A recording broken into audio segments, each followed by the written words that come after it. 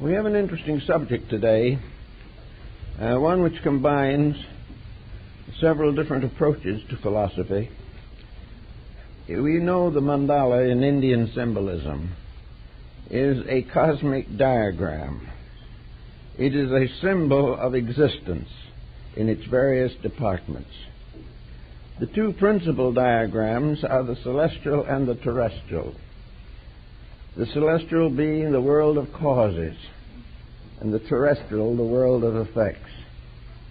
It is assumed that by the study of these symbols, which were first brought to Asia sometime at the beginning of the Christian era, that the study of the esoteric sciences could be advanced rapidly, and the human being could be gradually transformed into a higher and more perfect being. Actually, the mandala is a symbol, and symbolism was the most ancient of all languages, for it is the only way that antiquity found of describing invisibles.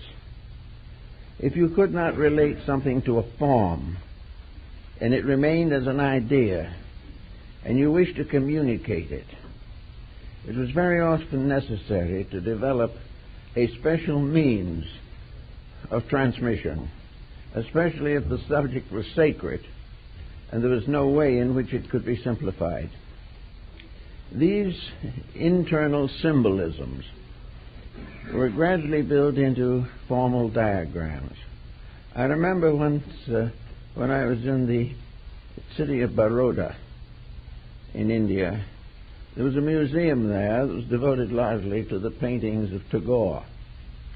But among all the pictures, there was a kind of panoramic vertical scroll, probably 8 or 10 feet in length, 2 feet in width, covered with tiny figures. And in the design, there were thousands of little lines coming out from practically every pore of the human body, every nerve end, every vein, every artery, all the various structures, including the larger ones, such as the organs, the brain, all of these different parts of man's constitution, each one of them terminated in the figure of a deity. There was a god for each nerve, and they had identified them. Now, this is a little difficult to accept, probably, among Western people, but the main point is that the body is definitely a diagram. It is a symbol of what is inside of it. The physical attributes bear witness to spiritual potentials. The search, therefore, for the meaning of self very often requires a study of this diagram, which we may call the personality, that part of ourselves which bears witness to the vast invisible potential behind it. This personal diagram, therefore, is made up of several different levels and layers of symbolism. In the first place, it comes into conflict with a number of Western scientific points of view, one of which, of course, is the law of heredity. The law of heredity would not be accepted to those who study the mandalas. The reason being that the law of heredity would assume that the individual is merely the consequence of his forebears, and this is entirely contrary to nearly all of the esoteric philosophies. That the individual should be only the continuance of a bloodline, that his own personal action should be dominated by the careers of his forebears, that all the different attitudes and abilities and delinquencies inherent in him are of some other origin than his own, is a little dangerous to the development of personal integration. It is not needed or appropriate or honorable that we should be merely the continuation of a series of previous persons or generations, more or less delinquent. We are rather than be unaware that taking a modern family, where there are several children, we will find that heredity does not work very well trying to understand these children. They may be born from the same parents, brought up in the same community, live in the same house, and attend the same schools, but they are not the same. Heredity does not affect them all in the same manner. One of these children is an outright extrovert, determined to live its own life in its own way. Another is inclined to a serious neurosis, which may continue throughout the entire period of their lives. Each of these persons is an individual, bringing with him into embodiment the total of his previous achievements, both to his credit and to his debit. Each one of us must do something to take care of the symptoms of our own needs. Our personalities reveal to us reasonably clearly where our achievements have been made and where our failures have been written down for the future. We are all combinations of achievement and delinquency. This is inevitable because we are imperfect. But there is also a possibility of a thoughtful individual making a sincere effort to correct his own mistakes. And in order to correct them, he must understand them. He must know why they are there, where they came from, and why he should be plagued today with something he does not even remember out of some past time. So it is very important to recognize that the personality as a complete integration can be considered a mandala, a meditation symbol. Always, of course, symbols are used in religion to explain or reveal concepts or convictions that cannot be put into literal terms. We cannot find the proper words to describe divine mysteries. So we use symbolism to give us some concept, some way of becoming aware of abstract truths that are beyond the common ken of our intellects. So our point today is to see what we can do to study this personality factor as we have brought it into this life. This factor goes to work probably by the time we are a year old. It was there earlier, but probably no one was aware of it. But by the time a child is a few years old, it becomes evident that it is an individual, and that this individual, because of its temperament, because of its internal pressures, is going to make a series of occurrences with which to surround itself. Some of these occurrences are going to be benevolent, others are going to be very difficult, some are going to be dangerous. But the individual is the source of them. He is constantly revealing the pressures within himself. Now, between the pressure, which is a strange, dark mystery on the inside, and his personality on the outside, there are a series of levels or stages of arbitration, bridges between principles and their productions. These bridges include the mind and the emotions. The individual, of course, as an infant, has very little control over either. But as it gets older, it discovers that one of the reasons for existence in this world is self-discipline. Failure of discipline is going to hamper the life throughout all the years. The undisciplined person is going to gradually become the victim of his own mistakes.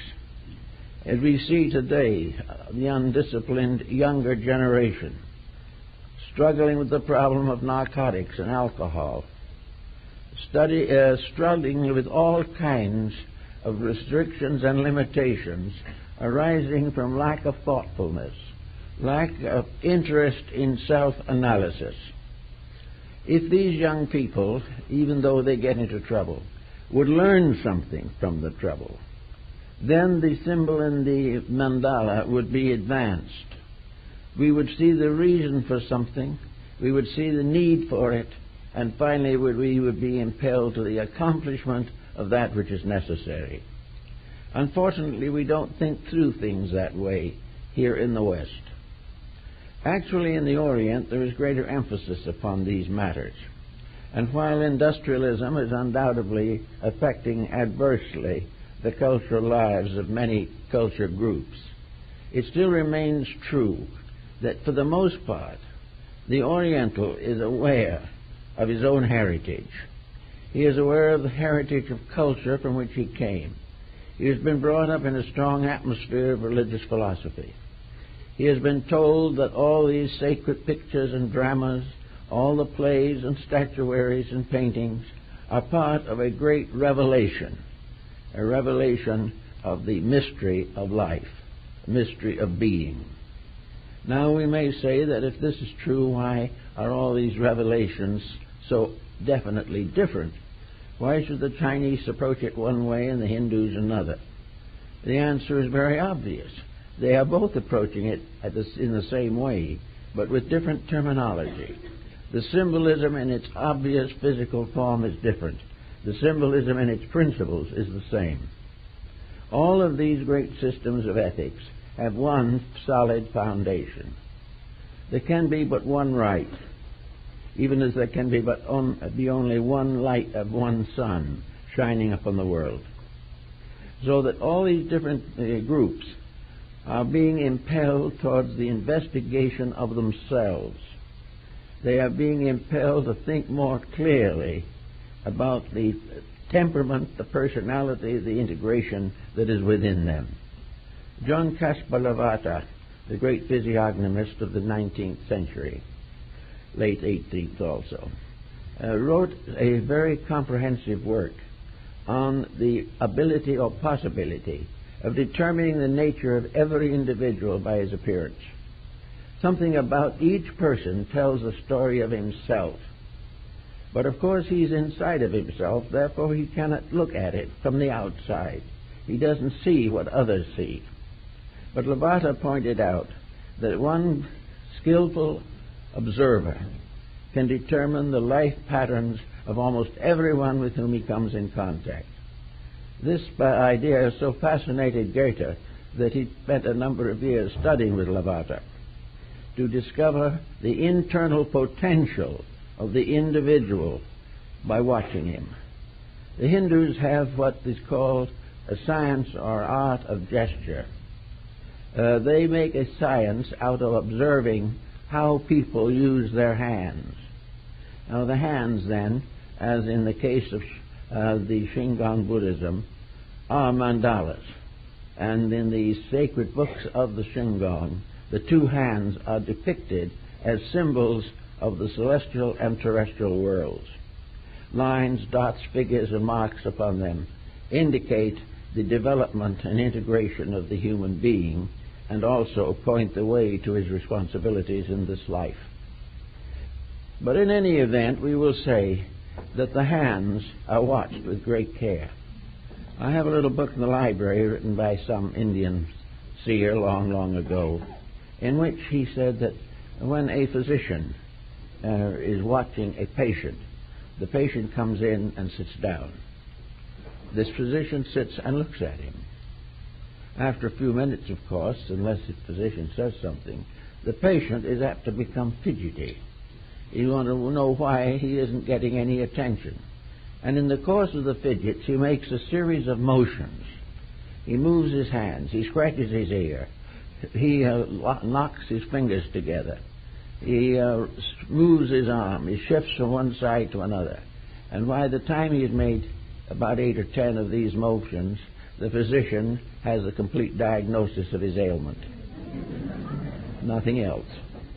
We are the embodiment of our ailments. We bear witness to them every moment and do not know it. And all of these different conditions that arise in us gradually affect our daily living. Little by little, we realize that other people who are not skilled in these matters have still a psychic awareness of them.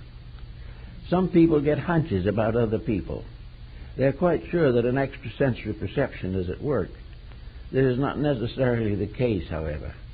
The observer has within itself or himself the power to estimate the things seen. There is a very good story in this point about a famous bank teller who was very successful in preventing miscarriages of economic justice. A person would come to cash a check, and the teller would look at him and know instantly that the man was not honest, that the check was not right. And he would go to check it on the records and the signatures and so forth, and he was always correct. And he was asked how it was that he was able to see a crook by just looking at him through the bars of a teller's cage. He said, it's very simple. The moment he comes near, I see certain symptoms. One of the most common being perspiration. I see a dampness on his features, which tells me he is afraid. So all these little details put together make a very good art or science of interpretation. But while other people are around telling us what they think we are, the problem of what the individual thinks about himself is the one that most concerns us. To know how we can estimate our own place in this great game of life in which we are all involved. We can begin perhaps by looking at a sort of diary, if we want to. We can think back in our lives to the things that have happened to us. We can know a little bit about our own reaction to all the different occurrences through which we pass. And then we come to a Mandala integrity, namely, that every reaction is a revelation. Our instantaneous, uneducated or unconditioned reaction to a circumstance tells what we are. Why we have done this, we do not know. Why we did not react in some other way, we do not know. But the way we did it is a statement of what we are. So we can look back over a series of years and see how we reacted to the circumstances with which we are surrounded. What was our attitude when in school? Did we enjoy study? Did we have a pleasant association with our teachers? Did we develop a group of young friends of our own years, some of whom remained friends over a lifetime? What was our reaction to study? And most of all, what subject most interested us? Were we good in spelling but poor in arithmetic? Were we very interested in reading but never did develop an attractive handwriting? We probably covered the latter by the idea that we probably would never use it anyway because we would type all our lives. But anyway, what were our reactions? If we were reading books, what kind of books did we like? Did we like heavy reading or very light reading? Did we read to be entertained or instructed? Did we like adventure? Were we interested in sports? Were we concerned with romantic fiction? Today, what makes us turn televisions on and off? All of these things are constantly telling something about ourselves. And they tell us something else, that we have an almost incurable determination to cater to ourselves. Whatever we want becomes important, real, and proper. We do not consider the need to re-educate or to release some part of an over-self that we all possess. We know that we have faculties by which we can observe. We have powers by which we can reflect upon things seen and heard. But we do not, generally speaking, try to put this all together to make a person. We do not try to understand the motives behind our own reactions. We do not know why we are quick-tempered, or why we develop streaks of melancholy, or why we are jealous of other people, or why we are willing to contribute to delinquencies of others or to develop delinquencies of our own. All these things tell us something, but most people are not listening. They do not recognize that all these are the departments of an imperfect personality that is growing up in the midst of its own mistakes, and is continually making them, and very seldom finding ways of correcting them.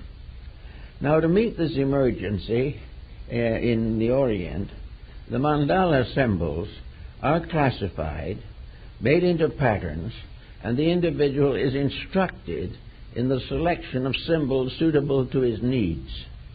We don't have any such instruction at the present time, at least formally speaking, but we do have the pains and sorrows of misuse or misunderstanding. We soon develop the ability to realize when we are in a dangerous situation due to our own conduct. The situation we accept gladly, that we are responsible, we are reluctant to assume. So all around us and within us are masses of unfinished pressures that represent a vast diagram. And this diagram is something we have to live with and something we have to work with throughout the years of life.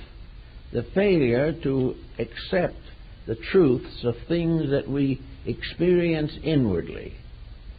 This failure tends to shorten life, increase the probabilities of illness, and detract from the probabilities of happiness.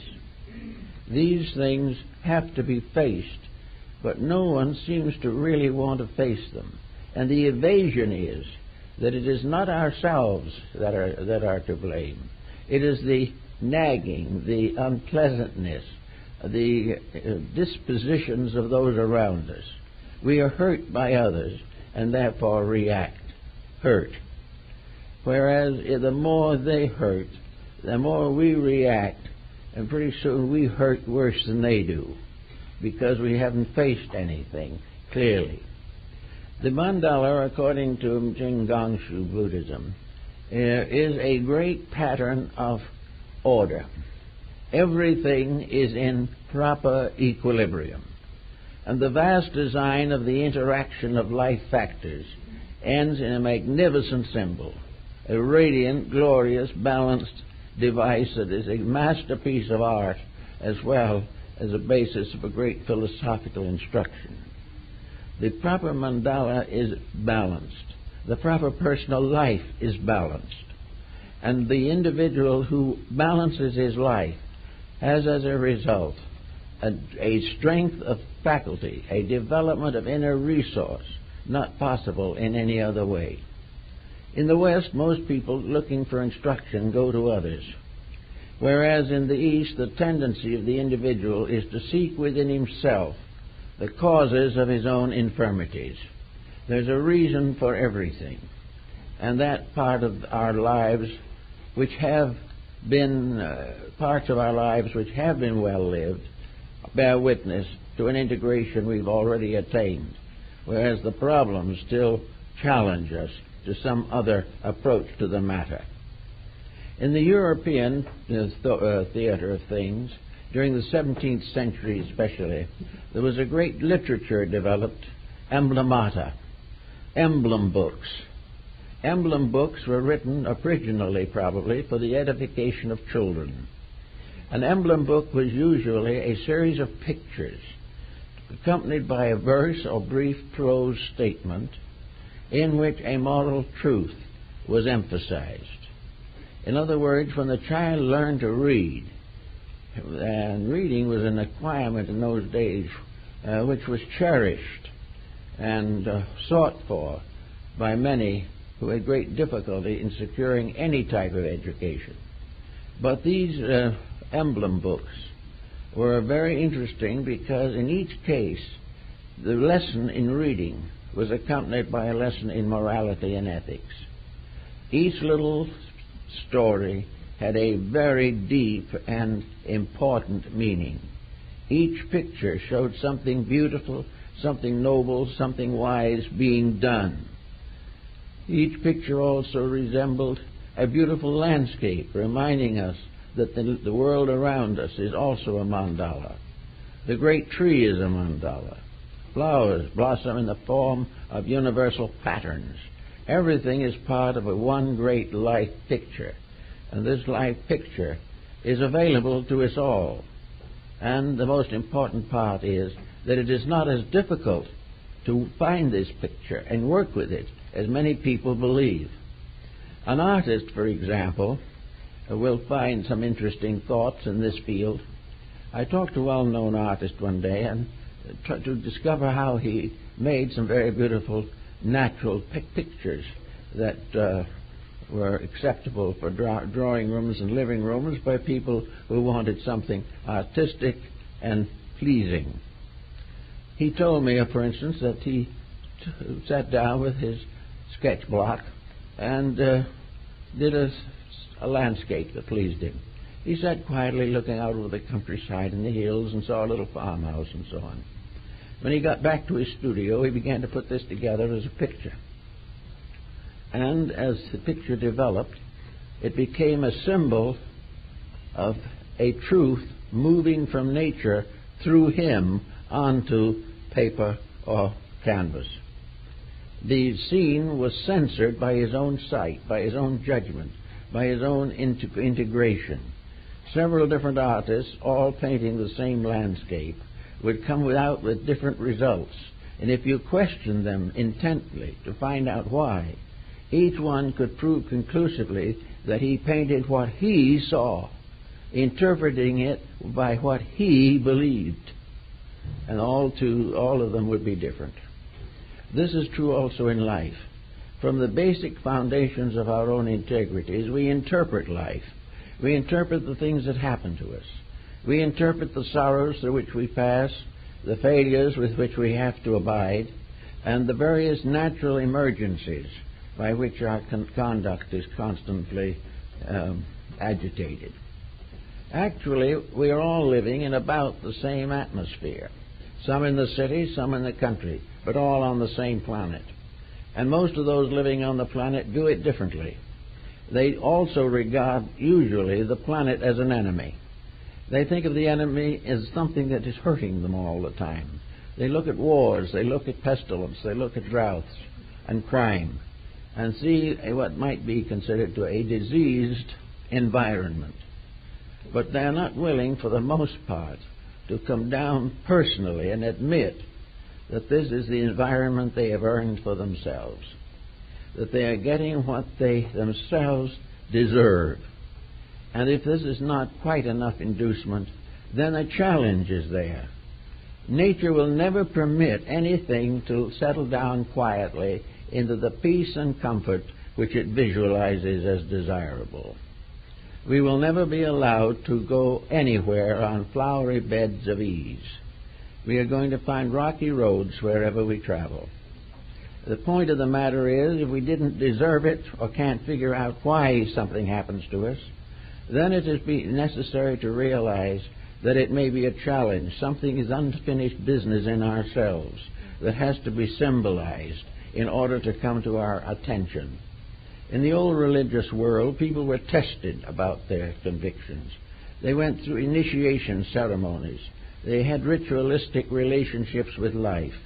They gathered together under instruction of teachers and became sages in due time.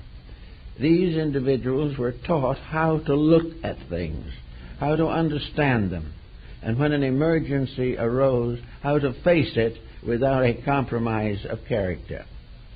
When we get enough temptation, we give in, and it doesn't usually take such an awful lot of temptation to achieve this end. Actually, we do not realize that everything that comes that needs solution should be solved, not avoided or evaded.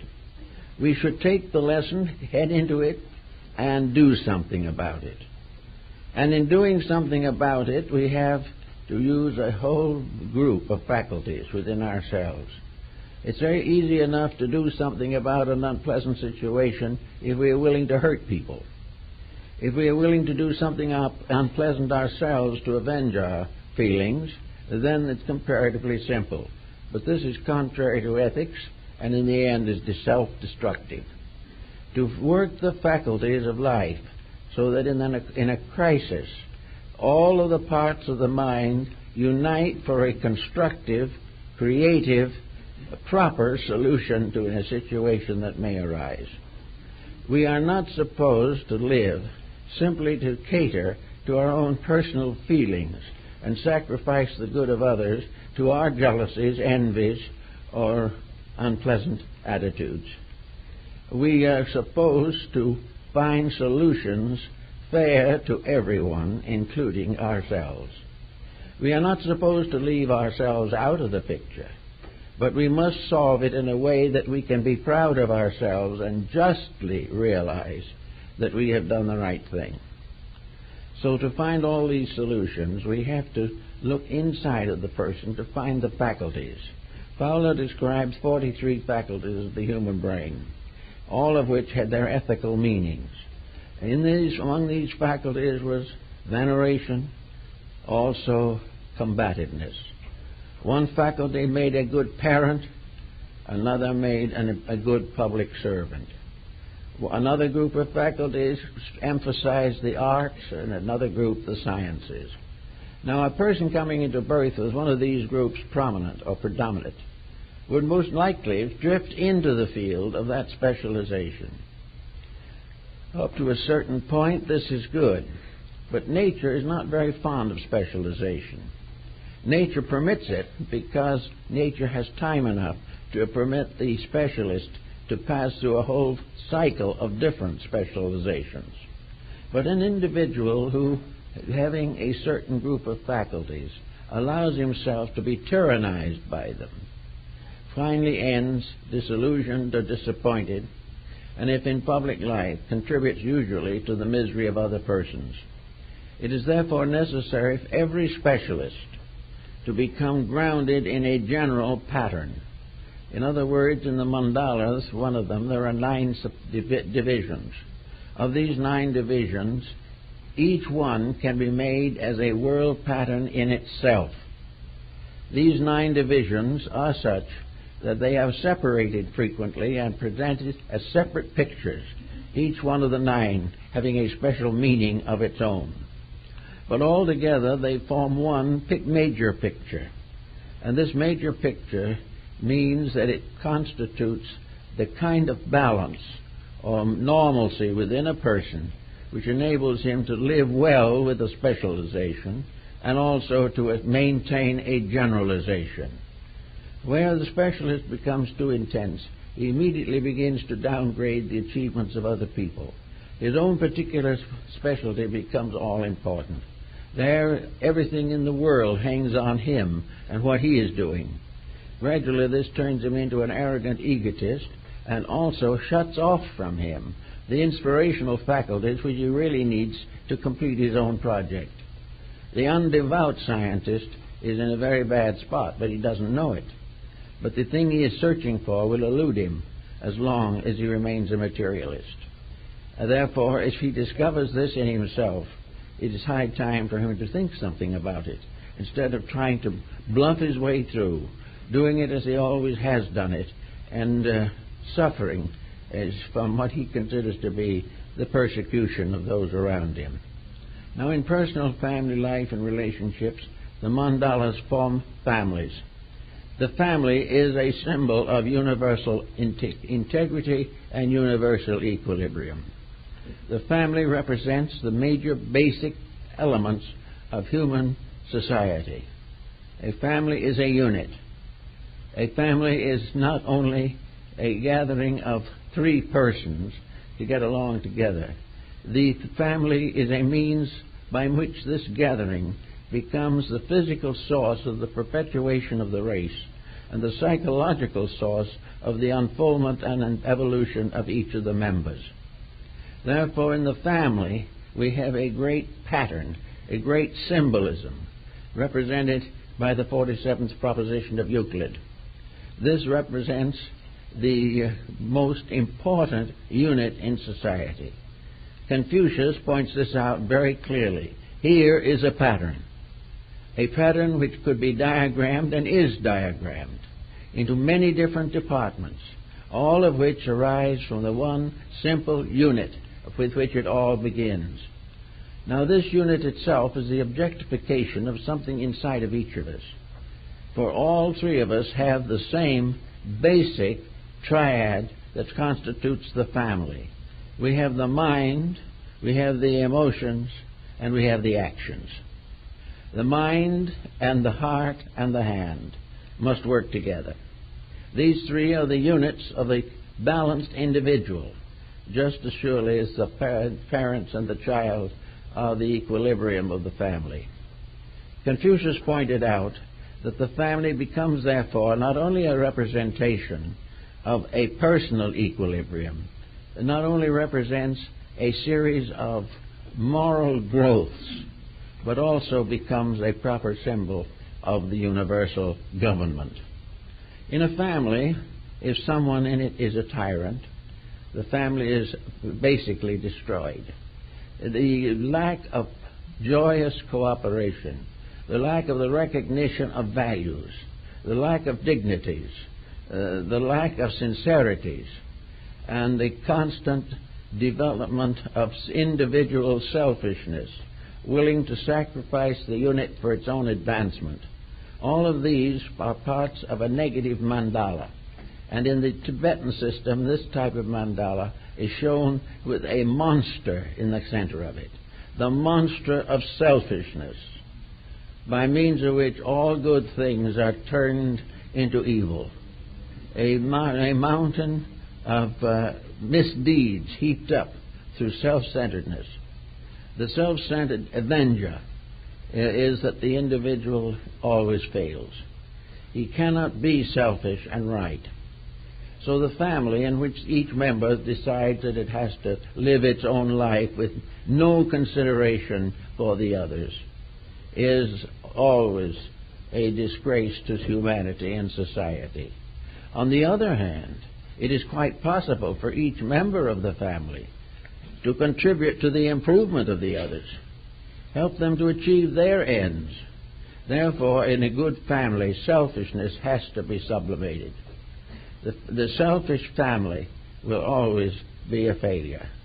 I have people coming to me all the time, bringing the stories of selfishness that has destroyed what might otherwise have been a very good and substantial life.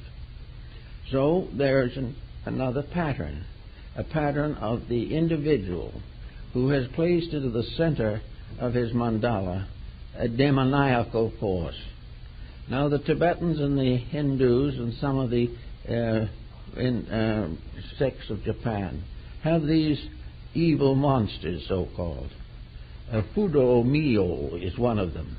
He is really a nasty-looking character. And this character carries in one hand a lasso, which looks very much as though it might be a hangman's rope, and in the other hand a flaming sword. And it has a very ghastly expression, and a complexion that is indigo in color.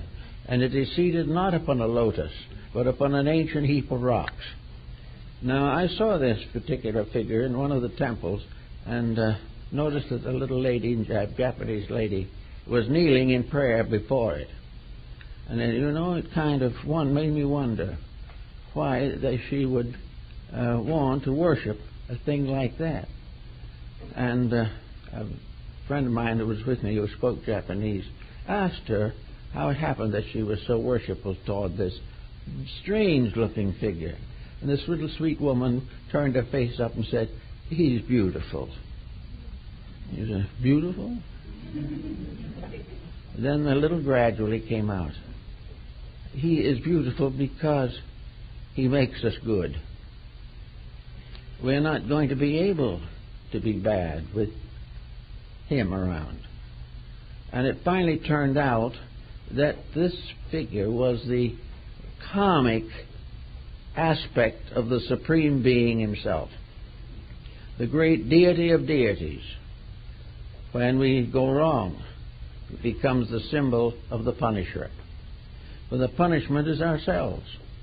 We have done what is wrong, and nature, to save us, has to bring us back into line, so that which appears to be an evil spirit is really a just form of law, universal law, simply declining to permit us to succeed when we do not deserve to succeed. And to remember always that when we do it right, we see the benevolent aspect of the same power. The so-called malevolent aspects of power in the Mandala symbolism are really disobedience, the individual causing his own difficulty. But very few people like to admit it. Now, there are cases where a person has to admit it because the delinquency is so flagrant that there's no possible way of concealing it. But there are many, many ways in which we can be delinquent and self-righteous at the same time. We can sigh pitifully and blame it all on someone else. We can point out clearly that if these other persons had been different, our lives wouldn't have been ruined. The Oriental philosophers takes a very firm stand on this. He said, no one can ruin a life but the individual himself. He has to do it by failure to understand himself, to read the secrets of his own nature. He has to overlook the interaction of the laws by which all life is maintained. He has to reject wise guidance. He has to overlook good advice in order to really bring himself into serious difficulties.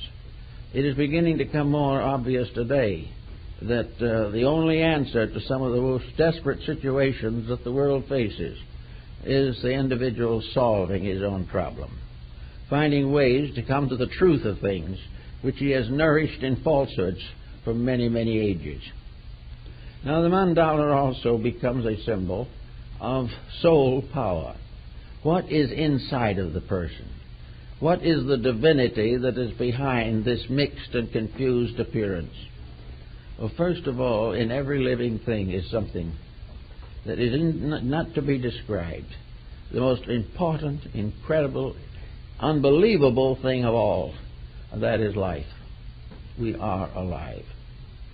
Where this life came from and why we got it isn't very clear to most of us, but we have it. It is something that is nothing else can approach.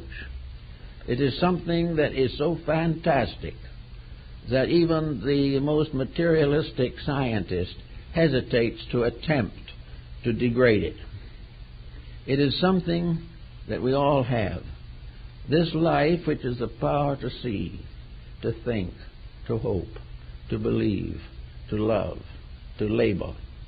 All of these different achievements are locked within this spark of eternity within ourselves. This spark of eternity is manifold and many manifested, but it's there. One individual will react with art, another will build a better mousetrap, but it will be there somewhere. Always this spirit light is the basis of the infinite and inevitable success of everything that lives. This power is something we are not supposed to waste or abuse. This is the power of sacrament. This, in a mysterious way, is the mystery of the atoning blood. Life within ourselves is pure. It is conditioned by the mind, by the emotions, by environment, by prejudice and opinion, by bigotry, but the life itself is clear of all these things. Therefore, each person who is growing, really accomplishing something, is one who is gradually removing the impediments which prevent the natural expression of life to lead until all things that it leads return to the divine substance from which they came. Life cannot be defeated, but minds can prevent or slow down the processes of life. Wrong actions can definitely weaken the progress which we also definitely desire to make. So the mandala becomes again another type of symbolism for us. It is the picture of the thing that as it ought to be, and as the power of life has decreed that it shall be. It is a picture of the achievement of which we are all capable, but which for the most part we do not appreciate or understand. So inside we find a kind of beautiful diagram, balanced figure, no bumps or lumps on it, no flames of hell, nothing to disfigure it. a magnificent unfolding of a vast flower like the bud of the lotus, an unfolding that reveals the universe upon the petals of an eternal flower. It is like Dante's famous vision in the Divine Comedy, in which he beholds all the hierarchies of angels standing together singing upon the petals of the divine rose. All of these symbols show that behind and within us, all of us, lie the solutions to everything that disturbs us. We are worried. There's an answer. We are frightened. There's a cure. We are sad. There is peace.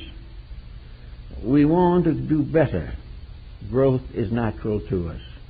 Anything that fulfills the divine plan is available to us to the degree that we can use it.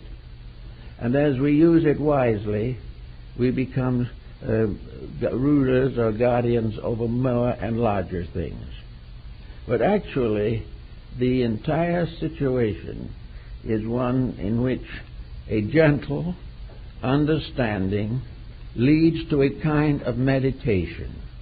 Now, in the Orient, the disciples with the mandalas sit very quietly and look at these pictures.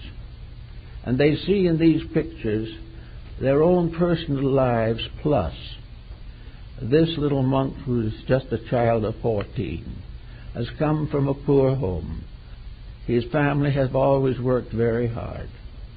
He has a life probably before him of labor, for in many instances monastic orders are only 2 or 3 years in the life of the person. Then he returns to his own world to do the things he has to do. It is regarded as more important that unless he has some very strong spiritual gift, that he returns after proper initiation to the responsibilities of the layman and the family and the home and the country. He is not supposed simply to sit for the rest of his life praying for his own spiritual development. He is supposed to be out serving, forgetting self, and in the forgetting of self, becoming aware of God.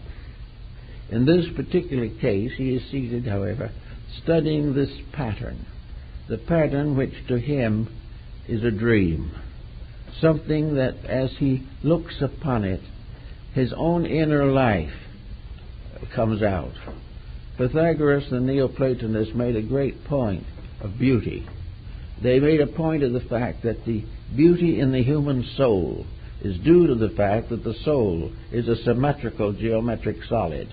It is a perfect imagery, a magnificent symmetrical crystal-like thing, in all things beautiful. And looking out from the beauty within, the individual gradually becomes aware of this inner beauty through its outer shadows in the world of physical things. Looking at his picture in meditation, the young monk, therefore, sees the walls open, sees the sky come through, and suddenly finds himself quietly sitting in the midst of an infinite peace, a peace that is for everything and in everything, gentle, kind, and sublime. He knows, of course, that he cannot hold this attitude. He knows that only through the moment in which he becomes suddenly enlightened, like Bemi, the German mystic, was enlightened by looking at a pewter plate, that he will see something, and then gradually it will close again, and the monk will be back in the world where he came from. But in this journey, he has discovered something. He has become aware that infinite beauty is only a condition of an unconditioned reality, that it is one of the wonderful things that make up the great wonder, one of the beautiful things that make up the eternal beauty of life. And so with this type of thinking, we can start to revise and redesign the pictures of our own existence. We can begin to recognize that there is much too much suffering that is never called for. The greatest of all suffering is not to see that which is beyond and above suffering. It is the individual focusing upon the uncertainties rather than striving to attain to the certainties. Plotinus, the great Neoplatonist philosopher, said that only on 2 or 3 occasions during his life, for an instant or two, did he behold the mystery of life. Did he actually see the infinite as a vast explosion of light, a tremendous infinite beauty, and this beauty extending from the begun to the beyond, this which had no boundaries, no limitations, but ineffable, stupendous reality. Only for a few instants did he become aware of this great mandala, the universe itself, as one luminous reality in which all things were fulfilled and perfected by infinite love. This discovery to him was only for an instant, but it became the basis of his life. Havelock Ellis had a somewhat less intense but mystical experience. It only happened once, but he was never the same again. And the moment the eyes within ourselves open even far enough to have a glimpse of the realities, the moment that happens, illusion begins to lose power. The delusions of material existence retire into what they actually are, experiences to be faced and passed, weaknesses to be strengthened, ignorance to be enlightenment, fears to be transformed into eternal hope. All these are pictures within us, and these pictures are the things that make it possible for us to dream the better dream. Now, in our daily thinking and working, we all have some textbooks, we all have some pictures that are important. Many of us have living pictures around us that become very wonderful and very meaningful. So with our studies and with our striving after righteousness, so to say, there should be this meditation on the mandala. There should be constantly in mind the perfect picture. We may not be able to attain it immediately, but we can improve it to a very large degree with a little thought and kindness. But everywhere the wonders are. Some people like to go out into the country and to sit under a tree. Others prefer to take long voyages on the ocean. Some want the country, some prefer the city. But everyone is looking for the fulfillment of some need within himself. And most of these needs, as in the case of Thoreau, gradually lead to the countryside, to the nature of things. And the final pattern comes up in the concept of the conflict between the artificial and the natural. In the world of men, most of our policies and patterns are artificial. They are things we have created in various ways as patches upon previous mistakes. We are constantly surrounded by a finite world of our own making, a world in which we are struggling to do something and we do not know how, a world in which the best and most ambitious achievements fall apart, a world that fails because it has not any foundation in love.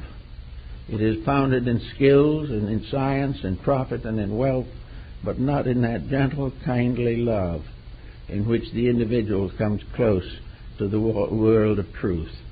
There is a fable in China that Lao Tzu, the famous sage, the obscure sage, the Tao Te Ching, was probably one of the most mysterious books ever written. This great mystic, who actually left Confucius in a state of internal confusion, Lao Tzu, was born as a servant on the estate of a wealthy man. He had no education in the ordinary sense of the word, but being a thoughtful person in his own right, this little child sat on the side of a hill and looked out over the mountains, over the 5 great peaks of eternity that bounded China. He sat there quietly, allowing life and nature to move in upon him. And there, in the absolute tranquility of a little boy in a big world, and finding this big world just as sweet and close and wonderful as the nearest parent could have been. This little boy suddenly discovered that nature was a great mother, taking care of all creatures with infinite tenderness. On he went into life, went into a series of experiences which are summarized in the Road of Tao. This experience was the cancellation, so to say, of all of the rationalizations by which we strive to explain away our own mistakes. He said the only way to explain away a mistake is to stop it, is not to do it anymore. All of the mind with its problems, its worries, its burdens should be allowed to rest. And it rests best on the side of a hill. Thoreau found the same thing in the Pool of Walden. It's best to find peace in the source of peace, the great Mandala of nature. Here under a tree and alongside of some brook in the forest or wilderness, the individual suddenly becomes aware that he is part of something, and that this something that he's part of is greater than he can ever be. But he can know it and experience it and be grateful for it and share in it, and he'll do everything possible to help to protect it against the ravages of ignorance, superstition, and fear. So the piece of the realization of nature was very strong with nearly all the philosophers and nearly all of the great systems. And the mountains and the valleys and the hills and the seas, these are also, as Lao Tzu pointed out, a great diagram, a great symbolism, a tremendous set of hexagrams by means of which every principle in the universe could be reduced to a mathematical equation, and yet in mathematics was as gracious, loving, and kind as was the original in nature. They believe definitely that mathematics is not a sterile mental exercise. It is merely a way of worshiping through the revelations of truth, reality, and accuracy, always to do that which is necessary for the greater good. And the trigrams, the diagrams, are very, very important to us. Lao Tzu tells us that life is a river. The river pours down into the sea. The individual returns to the infinite. The sun shines upon the sea, and the water is raised. And the water goes up and falls upon the mountains. And the mountains drain it down through little streams until it joins the river again, and the river again returns to the sea. This is life. There is this endless cycling, nothing lost, nothing added, nothing subtracted. Life fulfilling a great cyclic motion, a motion leading from the infinite back again to the infinite. And that in this motion, as the Chinese artist shows it, in this motion, man is a little figure on a great landscape. He is also a little gentleman sitting in a small boat in the midst of the ocean. This is considered to be an appropriate symbol of the wayfarer, the individual who is on his way. Not too long ago, Chinese art expert noticed one of these paintings that showed the little man fishing. And to his amazement, he discovered that there was a fishing reel on the pole, which we thought we had invented much, much later. There's no picture, however, in any of the works of this man ever catching anything. He is fishing, but in the substance, he has no bait and he has no hook. So the man who fishes without a hook became the symbol of the Taoist philosopher, who is forever searching for the life that is in the midst of the ocean, but has no attempting or not trying to capture it or destroy it or possess it himself. All these things are little sidelights upon a very interesting subject. But most of all, I think that the real answer is that each one of us can take our own lives from childhood up to now, and we can examine it in terms of a great symbol, one symbolic picture unfolding down through the years of our days, coming down through all of the experiences of life, from childhood, from school, from marriage, from parenthood, business, age, retirement, grandchildren, all kinds of activities. They're all part of a great picture. Now, if we can follow this picture correctly, I think we will find out something that is being considered very seriously now by some of our very best scientific institutions. That if we can take this period from birth to retirement, and we can do it without breaking rules, without destroying our own vitalities, without wrecking our own happiness by actual actions that are unnecessary. If we can live this span with peace and in peace, and can live it in service and love and friendship, that we will discover that in this process alone we will have defeated most of the hazards of physical existence.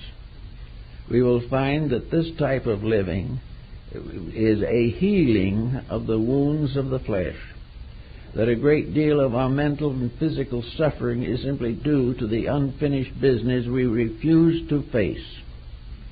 That if we can go through the span of life quietly, comfortably, and peacefully, we will also in due time pass into a larger life quietly and peacefully.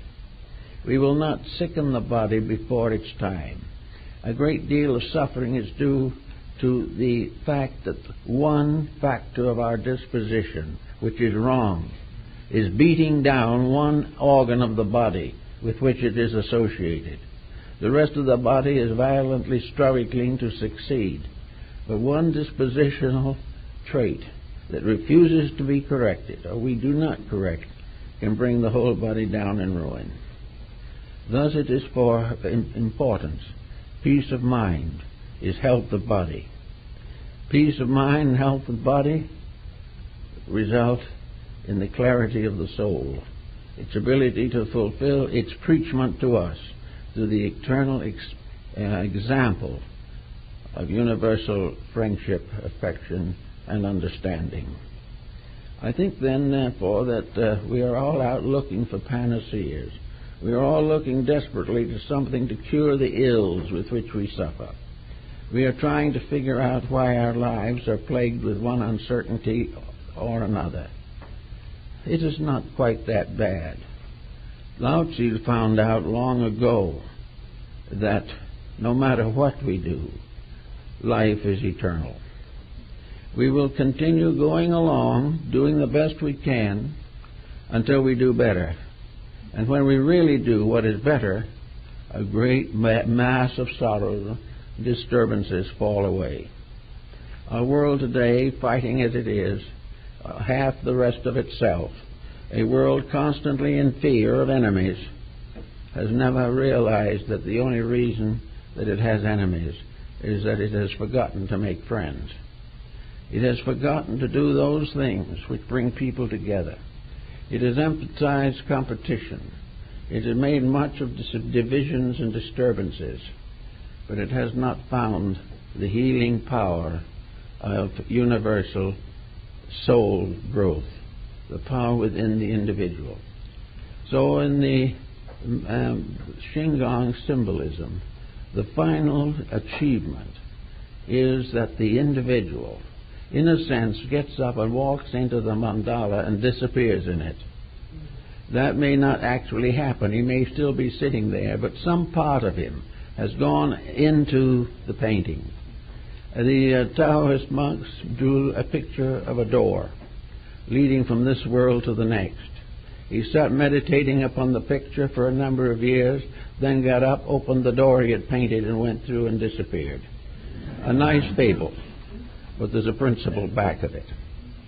We can go through any door that we paint and before which we sit in quiet study long enough. But the door we're all trying to go through is the one that leads into a larger life, into a greater happiness, a greater security, a greater peace and understanding. We know now, as we watch the gradual closing of the 20th century, that this is a mandala also. This scene, the world scene today, is a great picture, a great painting, a great and mysterious mass of interrelated symbols that we must accept and view as best we can. This is a great dramatic text. We are looking at the symbol of unfinished business. We are looking at a condition that is inevitable until it is cured by that which causes it. We realize there can be no peace in this world until the human being finds peace in his own heart. There is no way of making a better world until we inwardly visualize the reorganization of divided parts and put them together into one sublime pattern. In the meantime, we go on our way, and we have troubles, and we get into financial difficulties, and we get a little more money than somebody else and waste it more quickly than they do. All these things, we have a little life which is rounded by a sleep. We have a little way of doing things that we consider to be tremendously important. We are just little people in a great big mystery, and each one of us wants to have a little private world of our own in which we can do as we please. It can't be done that way, because no combination can be brought together on the physical side of itself. Bodies can never mingle, but spirits can unite. We can never get over the divisions of society until our hearts and minds become undivided in a unity of life and truth. Everything you can look at or think of, make a symbol out of it. Make it as might have been in one of the symbol writers of the 17th century. Alciot's emblems is a good example. Here we have all kinds of moral pictures, pictures with little verses and poems added to them, but most of all the picture. Quarrel was an English emblem writer who has a very delightful little book suitable to children, written back in the 17th century. One of his symbols shows a cage, a bird cage, and in the bird cage is the soul imprisoned. And outside of the bird cage is a lover trying to find a way to open the cage. And this is what it amounts to. This is the problem we have, that we have imprisoned the best and locked it in by refusing to permit ourselves to be turned from our selfishness by any intuition of something better. We want to go our own way, so we go and suffer. But if we go the way of the inner life, we will not go on suffering, but will be better. And we do not have to get this key to the inner life from any other source than the inward part of ourselves. We cannot simply read ourselves into salvation. We can learn things, and some of them will be very useful. But actually, the great decisions all have to be made within ourselves.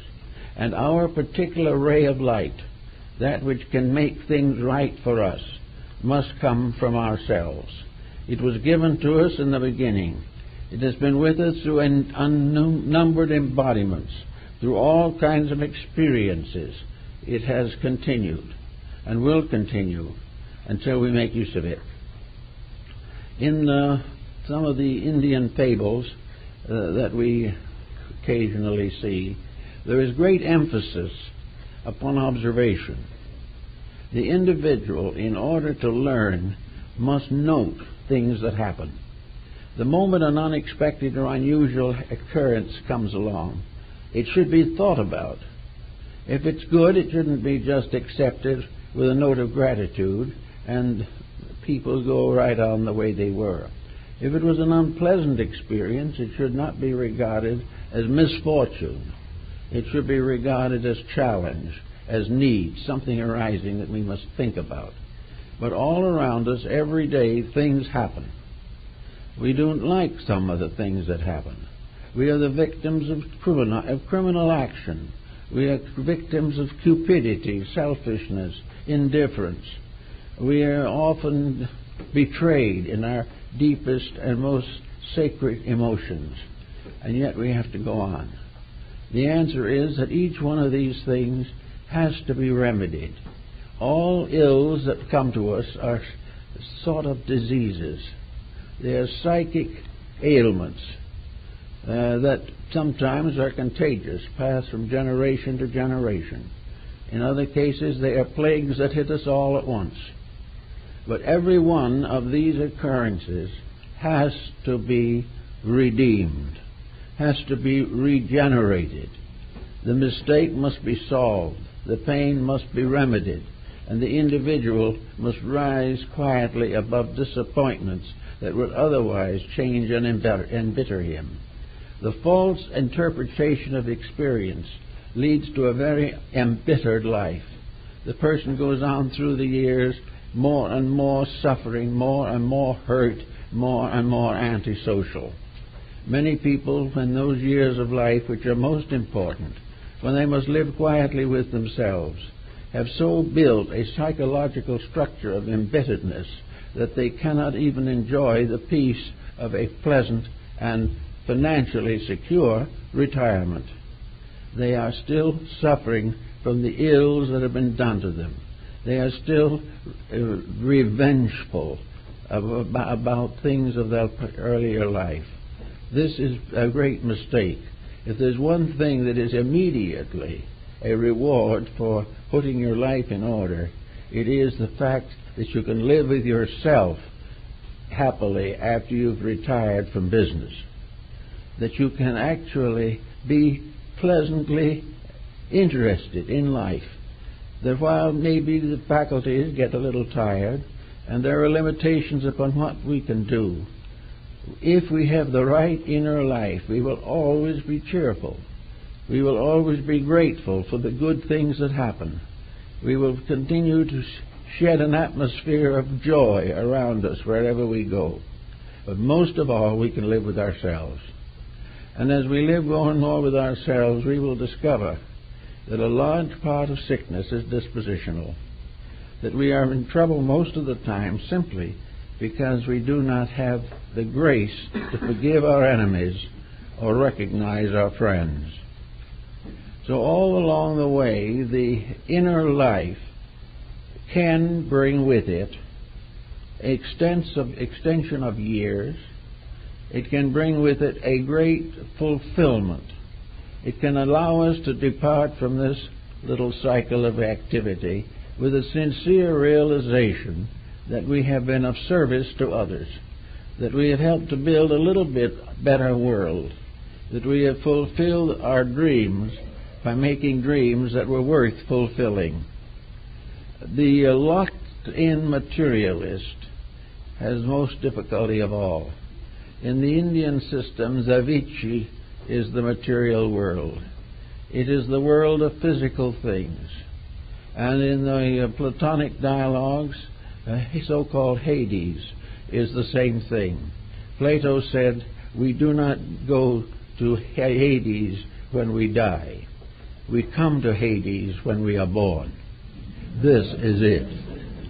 So we must realize that we are in a world in which a very large part of the population is paying debts and therefore is very anxious, more or less, to bring others into the same miseries that it has itself. We are in a world of shadows, as Plato pointed out. We are in the world of which we must live with the consequences of our own deeds and attitudes. This is the secret behind the concepts of heaven and hell. Heaven is to live with a redeemed self. Hell is to live with one that isn't doing so well. And there are a good many of them.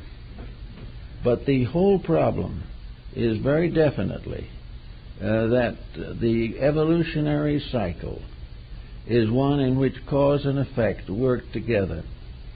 The individual who makes mistakes and doesn't try to correct them is in trouble right here and takes the unfinished business with him. It's been my responsibility on a number of occasions to be with people in the hour of transition. And it is very interesting to observe that in those hours, in those last minutes, a great many tangled situations untangle themselves. And the individual who is fighting all the way to continue as manager of the banks suddenly loses all interest in it. He's going where that doesn't mean anything anymore. He is going where he can't take his pocketbook, which is a very serious disaster. He is going where he can't continue to take care of his children. He suddenly realizes that he's been so busy doing other things that he has lost most of the joy of his own private life.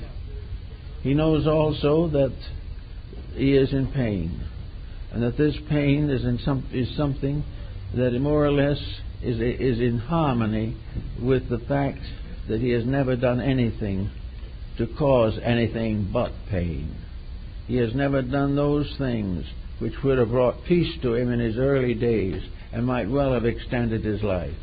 One man in his 40s, passing on, wished he could live it over, because he says if he could, he would be a much better person and would have better values and would not regard material success as worth one moment of compromise of personal integrity. So we don't sometimes go out of this world wiser than when we enter. This is fortunate. This is a desirable state of affairs, because as what we go out with may well be what we come back with. And the individual who has discovered more of the real values of existence, who has realized where the truths and where the great achievements are located, and begun to cast off those useless things and become aware of eternal truths. We are here, and we all come out in the end a little wiser. And we might as well realize as we go along that this little wiser can start right now, and therefore that before our complete patterns are finished for this life, we can have a great span of wonderful living now, in which we see ourselves correcting our own faults and lay the foundations of the future, and realize that in this plan of things it is a blessed truth that we shall all have the opportunity to perfect our own futures. It will come. Nothing can prevent it from happening. In due time, everything we should have will be ours, and each time we come back, we will bring with us a little more insight, a little greater patience, a little deeper understanding. This makes it all very, very well worthwhile. And it also is the one great justification for behaving ourselves. It is the justification of deserving something better. And if we deserve something better, we'll get it. And we can start deserving it right now, and it might result in a sorrow that we might have faced will never happen, simply because we are no longer the person to whom it was intended to happen.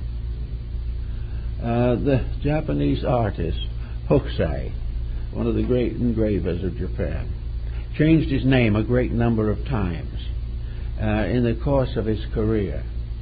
And one of the reasons he changed his name was that he wanted to live longer. Now, this doesn't seem as though it has a pertinent relationship with the subject, but it does, because every time he changed his name, he confused Ma-A, the Lord of the other life.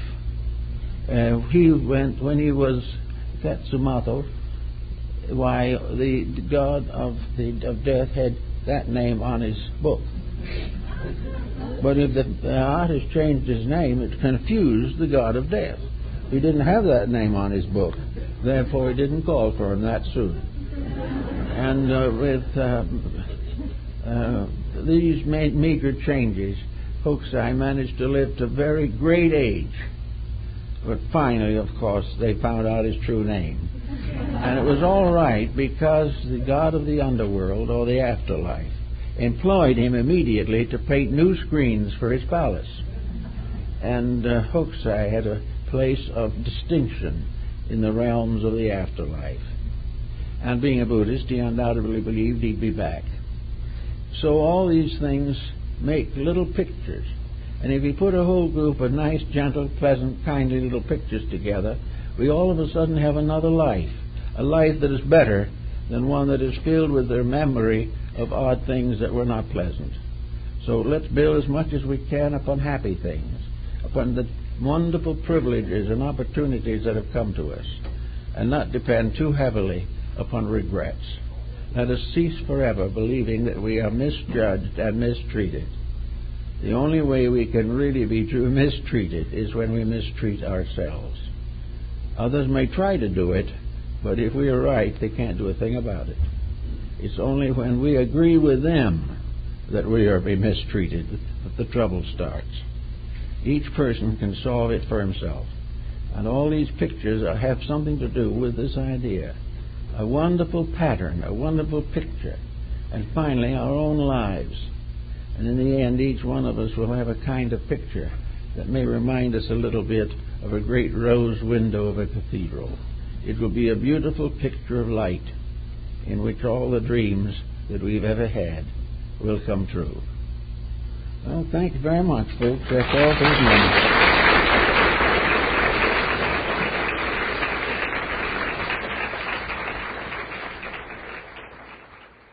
Of the esoteric philosophies, that the individual should be only the continuance of a bloodline, that his own personal action should be dominated by the careers of his forebears, that all the different attitudes and abilities and delinquencies inherent in him are of some other origin than his own, is a little dangerous to the development of personal integration.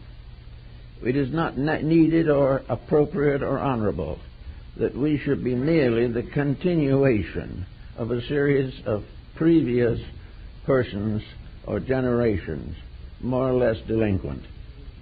We are rather than be aware that taking a modern family, where there are several children, we will find that heredity does not work very well trying to understand these children. They may be born from the same parents, brought up in the same community, live in the same house, and attend the same schools, but they are not the same. Heredity does not affect them all in the same manner. One of these children is an outright extrovert, determined to live its own life in its own way. Another is inclined to a serious neurosis, which may continue throughout the entire period of their lives. Each of these persons is an individual, bringing with him into embodiment the total of his previous achievements, both to his credit and to his debit. Each one of us must do something to take care of the symptoms of our own needs. Our personalities reveal to us reasonably clearly where our achievements have been made and where our failures have been written down for the future. We are all combinations of achievement and delinquency. Between the pressure, which is a strange dark mystery on the inside, and his personality on the outside, there are a series of levels or stages of arbitration, bridges between principles and their productions. These bridges include the mind and the emotions. The individual, of course, as an infant, has very little control over either.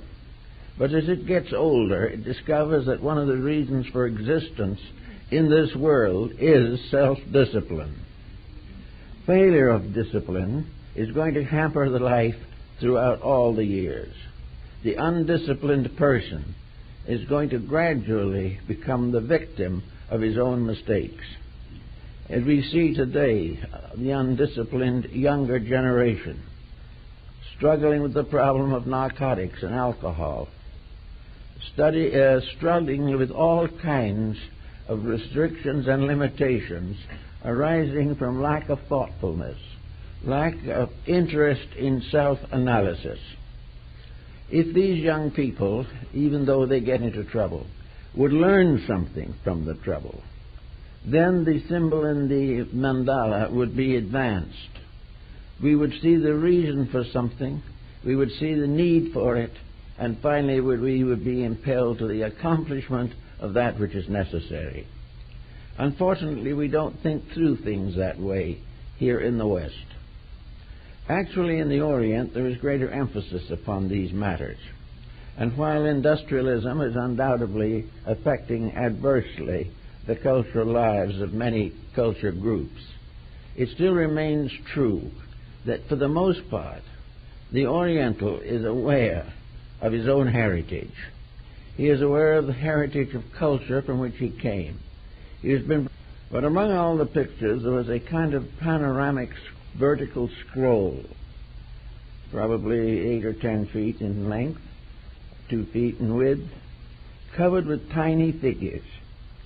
And in the design, there are thousands of little lines coming out from practically every pore of the human body, every nerve end, every vein, every artery, all the various structures, including the larger ones, such as the organs, the brain, all of these different parts of man's constitution, each one of them terminated in the figure of a deity. There was a god for each nerve, and they had identified them. Now, this is a little difficult to accept, probably, among Western people, but the main point is that the body is definitely a diagram. It is a symbol of what is inside of it. The physical attributes bear witness to spiritual potentials. The search, therefore, for the meaning of self very often requires a study of this diagram, which we may call the personality, that part of ourselves which bears witness to the vast invisible potential behind it. This personal diagram, therefore, is made up of several different levels and layers of symbolism. In the first place, it comes into conflict with a number of Western scientific points of view, one of which, of course, is the law of heredity. The law of heredity would not be accepted to those who study the mandalas. The reason being that the law of heredity would assume that the individual is merely the consequence of his forebears, and this is entirely contrary to nearly all.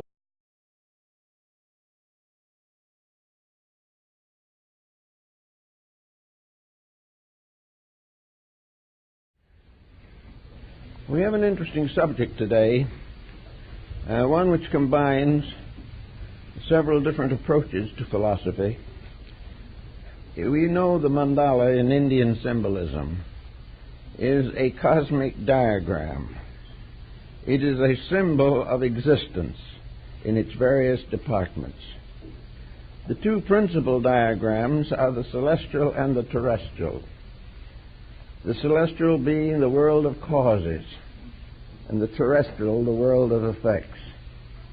It is assumed that by the study of these symbols, which were first brought to Asia sometime at the beginning of the Christian era, that the study of the esoteric sciences could be advanced rapidly, and the human being could be gradually transformed into a higher and more perfect being.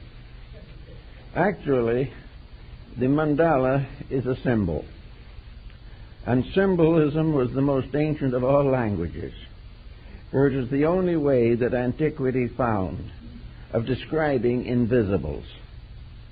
If you could not relate something to a form, and it remained as an idea, and you wished to communicate it, it was very often necessary to develop a special means of transmission, especially if the subject was sacred and there was no way in which it could be simplified. These internal symbolisms were gradually built into formal diagrams. I remember once when I was in the city of Baroda in India, there was a museum there that was devoted largely to the paintings of Tagore. This is inevitable because we are imperfect. But there is also a possibility of a thoughtful individual making a sincere effort to correct his own mistakes. And in order to correct them, he must understand them. He must know why they are there, where they came from, and why he should be plagued today with something he does not even remember out of some past time. So it is very important to recognize that the personality as a complete integration can be considered a mandala, a meditation symbol. Always, of course, symbols are used in religion to explain or reveal concepts or convictions that cannot be put into literal terms. We cannot find the proper words to describe divine mysteries. So we use symbolism to give us some concept, some way of becoming aware of abstract truths that are beyond the common ken of our intellects. So our point today is to see what we can do to study this personality factor as we have brought it into this life. This factor goes to work probably by the time we are a year old. It was there earlier, but probably no one was aware of it. But by the time a child is a few years old, it becomes evident that it is an individual, and that this individual, because of its temperament, because of its internal pressures, is going to make a series of occurrences with which to surround itself.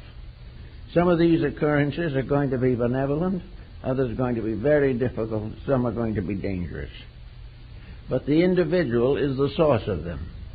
He is constantly revealing the pressures within himself. Now,